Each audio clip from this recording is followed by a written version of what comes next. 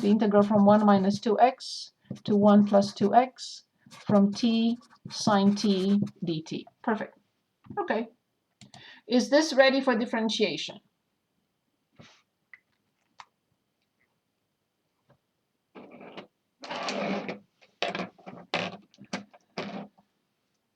No. No. So what do I have to do first?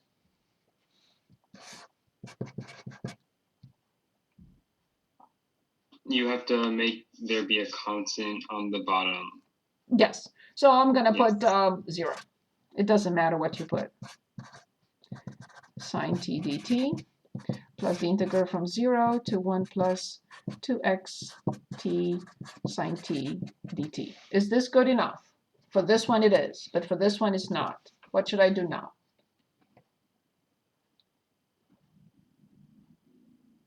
You should make it negative. Yes. So negative and swap the limits of integration.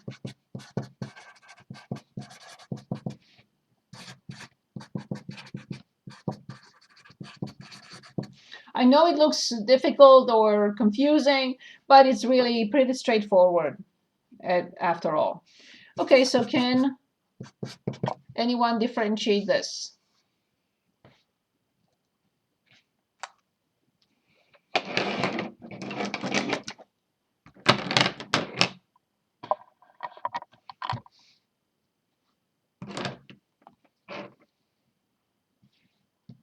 Give it a try.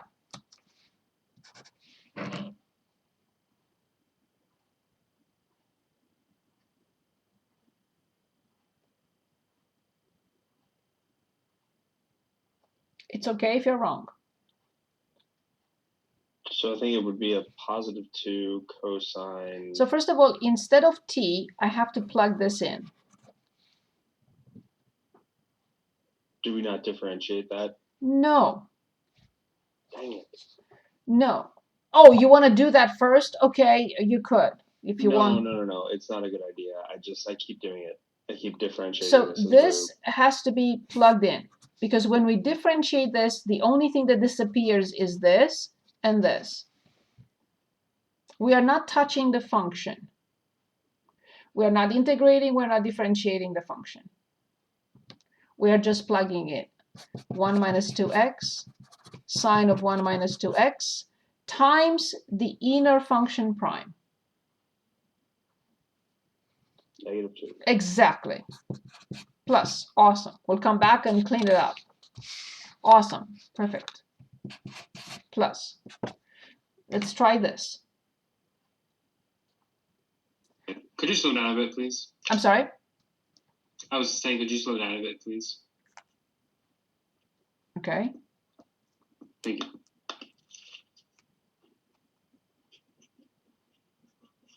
So can anyone help with this?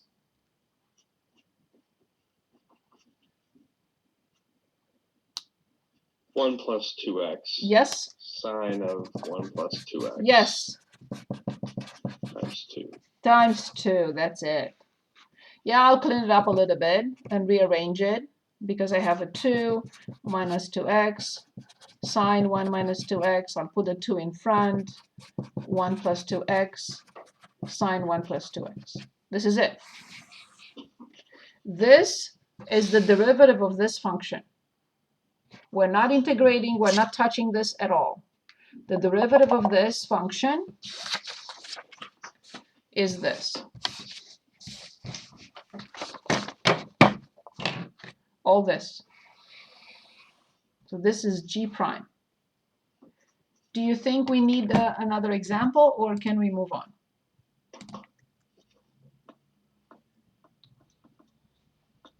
I'm ready. Okay then, so I consider 5.3 complete. We're going to come back for more examples, of course. I would like us to jump to 5.5. I know we still have to talk about 5.4, but 5.4 can wait. This is very important to have this, and then we'll come back to 5.4, and that will be the end of the course. But 5.5 is the substitution rule. This is a technique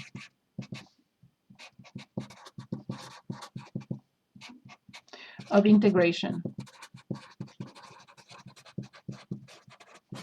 That's what it is, a technique, a method, when it's applicable. It's not always applicable. So allow me to choose the first couple of examples, and then feel free to choose anything you want. I'm going to share my screen and go to 5.5.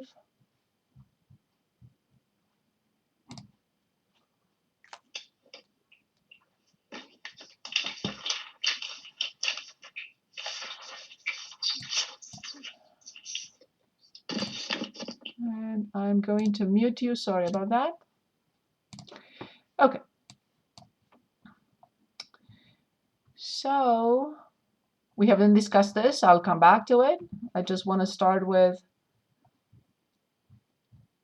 definite integrals. Here they are. From 59 through 80, evaluate the definite integral. And I'm going to start with a simple one like 59. The integral from 0 to 1 from cosine pi t over 2 dt. So let's analyze this situation here and look at this function. So when we look at this function, cosine, I realize that there is a little problem here, because the integral from 0 to 1 from cosine t dt is very straightforward. No problem. But look what happens here. This is a function of t. This is just simple t. Still a function, but very simple t. Just plain simple t. But this one is not. So I am going to use a substitution to make my life easier, to be able to evaluate this easier. And I will say any letter but t, of course. I'm going to say let y be pi t over 2. In order to change this integral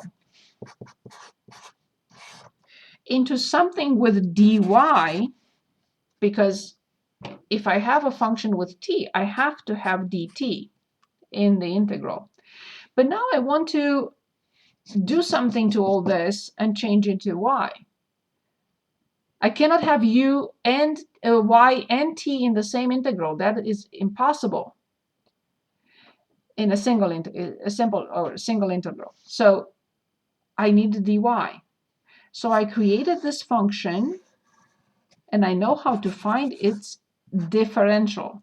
Can anyone tell us what is the differential of the function pi t over 2?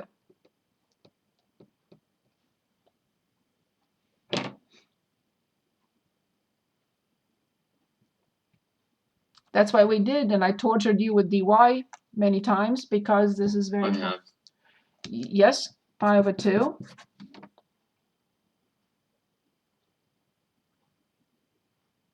dx.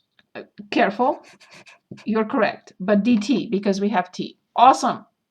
This is the differential, pi over 2 dt. Okay. Now, how do I go from dt to dy? Well, I'm missing this pi over 2. Or if you want, here you can solve for dt. dt will be 2y over pi. 2 over pi dy. So I will replace this piece by 2 over pi dy. I will replace this piece by cosine y. But one other thing needs to be replaced. When t is 0, how much is y?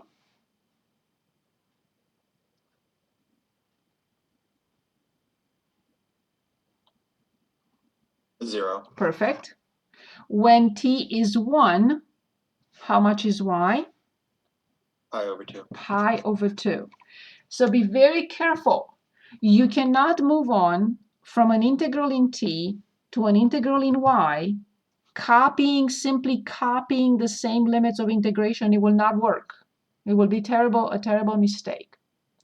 So these limits of integration are for t. These limits of integration are for y. Of course, I will put 2 over. Yes? Any questions? Go ahead. I was wondering, how do we know that 1 is pi over 2? When you differentiate a constant times t, you get the constant. I mean, like, how this doesn't make any sense. But like, how do we know it's at like the top? Like, how do we know that the upper limit is still pi over 2? When I plug in the lower limit for t, I get 0.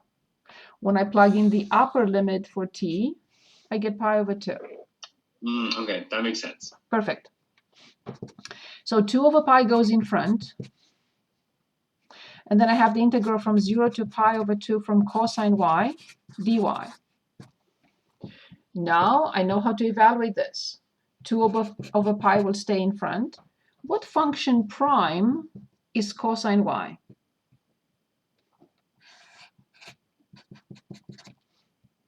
Sine. Sine. Very good. Sine y. Stay with me, please. So then it's 2 over pi. Sine pi over 2 minus sine 0.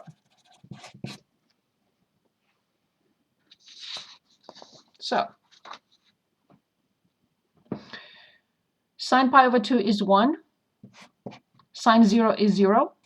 So then 1 times 2 over pi, the answer is 2 over pi. How did we obtain it?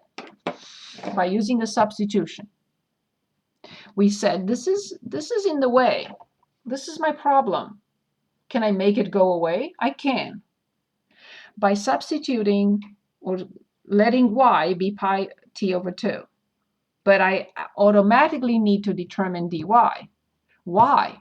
Because I cannot have an integral in y without dy. I cannot have an integral with t without dt. So that's why I insisted that you understand how to determine the differential of a function. So dy is pi over 2 dt, and I just solved for dt. What I normally like to do is just multiply and divide, because this is just a number and it's much easier. But the first example, I think, it should be done like that.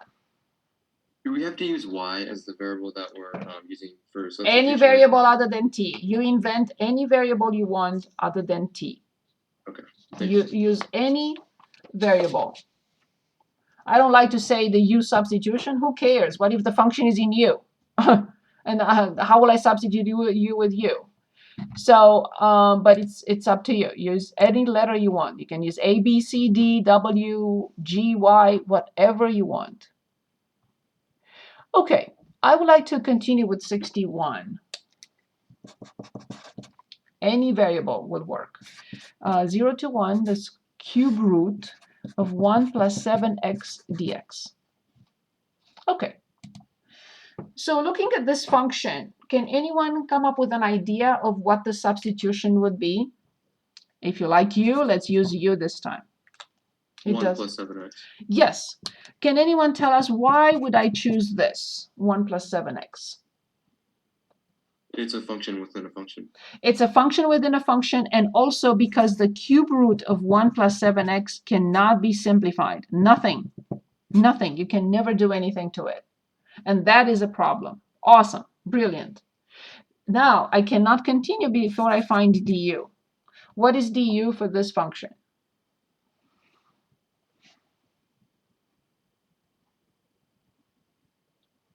Seven dx, sorry. Awesome. Excellent. So, see, I have the dx, but I don't have the 7. Here's what I like to do. You don't have to. You can just solve, but I prefer this. Multiply by 7 and divide by 7. 1 over 7 times 7 is 1. I did not change anything. But I know that this is my du. And I know that this will be the cube root of u, or u to 1/3. Everything is How do accounted. we get du equals 7 dx? So the question is how du is 7 dx. Yes. Okay. If I have a function f of x equals x cubed, f prime of x is 3x squared, but Yes. dy equals 3x squared dx. Yes. So what happened to the 1 plus? How much is 1? Oh, How much is 1 prime? How much is 1? 0. It's 0. And how much is 7x prime? It's 7. Good. And then I have to write the dx. But what happened to the cube root as well? We're talking about u. And it's the cube root of u. That's what we're talking about. No. No. Okay. The function is 1 plus 7x. U equals 1 plus 7x. Du And we're equals just 7. we're just like saying that, right? We're just like assigning it to that right now. That's all like Yes, we say let u be 1 plus 7x. Correct. okay. That let is very important. to my Okay. understanding. Okay. So I think here it I is. get it now. Okay. Good. So now everything is accounted for. We have 1/7 in front. We have u to 1/3. We have du, but we have to stop. If you copy the limits of integration, you cannot get credit for this. So when x is 0, how much is u?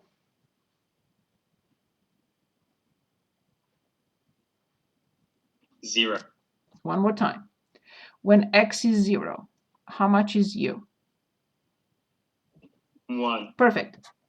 Yes. When x is 1, how much is u? 8. Excellent. So now we realize at this point that this is a more difficult situation than this. All I have to do is copy 1/7, 1/3 plus 1, which is 4/3, divided by 4/3 from 1 to 8. I have to flip the 3/4, so I have 3 over 28. Leave it alone, because it's 3 over 28. When I plug in 8 to 4/3 minus, when I plug in 1, well, that would be 1. The cube root of 8 is 2, but I have 2 to the 4th, which is 16. 16 minus 1 would be 15. 3 times 15 over 28. Since I cannot simplify by anything, I will write 45 over 28.